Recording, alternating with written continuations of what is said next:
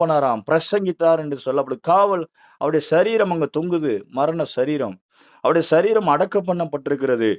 அவருடைய பாடி, அவருடைய கூடு, அவருடைய வீடு அப்படி அங்க கிடக்குது. ஆனா அந்த வீட்ல இருந்த அவர், அந்த கூட்டுக்குள்ள இருந்த அவர், பாதாளத்துக்கு கீழ போயி, பிசாசுடைய சங்க பிடிச்சார்.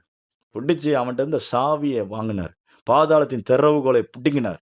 அவன் தலைய நசுக்குனார். இனி இந்த இடத்துல உனக்கு வேலை இல்ல. இனி இந்த இடத்துடைய அதிகாரம் உன்ட்ட கிடையாது. இத நான் பறிச்சுட்டேன். என் பிள்ளைகள் இனி இந்த இடத்துல இறங்க மாட்டாங்க. இந்த பாதாளத்தின் வாசல்கள் என் பிள்ளைகளுக்கு கிடையாது. இதுக்கான அதிகாரத்தை நான் வாங்கிட்டேன். இனி நீ அதிகாரம் கிடையாது என்று சொல்லி, அவன் தலையை பாதாளத்திலே நசுக்கிட்டார். அல்லேலூயா சொல்லுவோமா? அல்லேலூயா. எப்ப பாவத்தினாலே ஒரு மனுஷனுடைய கீழ்ப்படியாமையாலே அநேகர் பாவிகள் ஆக்கப்பட்டது போல.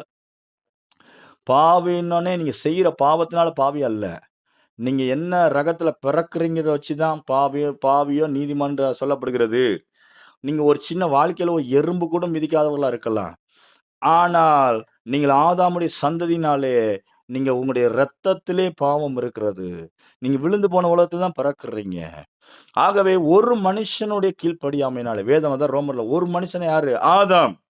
முதல் ஆதாம் கீழ்ப்படியாத நிமித்தம் முழு வேதம் எல்லாரும் எதுல தூக்கி போட்டுருச்சு? பாவின்ற கேட்டகரியில தூக்கி போட்டுச்சு. பாவிகள் ஆக்கப்பட்டது போல.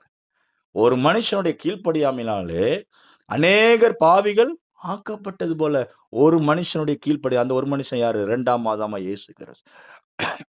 ஒரு மனுஷனுடைய கீழ்ப்படிதல்னாலே நம்ம எல்லாரும் நீதிமான்களாக்கப்பட்டிருக்கிறோம். ஹல்லேலூயா. இயேசு கிறிஸ்து இப்ப நான் பார்ப்போம். அந்த ஃபேமிலி அண்ணன், தம்பி. அண்ணன் யாரு?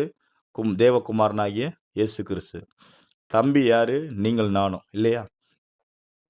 இந்த தம்பி எதிலிருந்து விடுதலையாக்கப்பட முடியலையோ, ஆகவே தம்பியோட எல்லைக்குள்ளே இறங்கி, இந்த தம்பி எதுல சிக்கியிருக்கிறானோ, இந்த தம்பியோட கண்ட்ரோல்ல இந்த தம்பிய யார் அமுக்கி வச்சிருந்தா? பிசாசானவன் பண்ணியிருந்தான். அவன்ட்ட பாவம் இருந்தது.